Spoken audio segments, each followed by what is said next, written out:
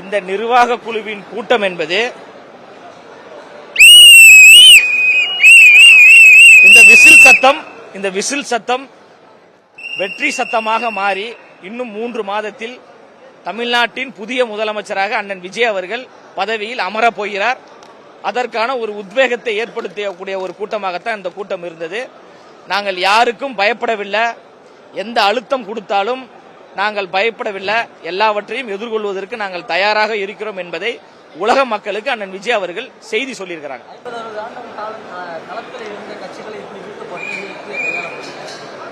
அதாவது மக்கள் தான் எங்களுடைய யுக்தி. நாங்கள் மக்கள் மீது நம்பிக்கை வைத்திருக்கிறோம். மக்கள் எங்களை கைவிட மாட்டார்கள் என்கின்ற அதீத நம்பிக்கையோடு கொள்கைகளை, கோட்பாடுகளை, சித்தாந்தங்களை, எங்களுக்கு நடக்கக்கூடிய அநீதிகளை, மக்களுக்கு நடந்து கொண்டிருக்கின்ற அநீதிகளை மக்களிடம் சொல்கிறோம். மக்கள் நல்ல தலைவர்களை தேர்ந்தெடுப்பார்கள்.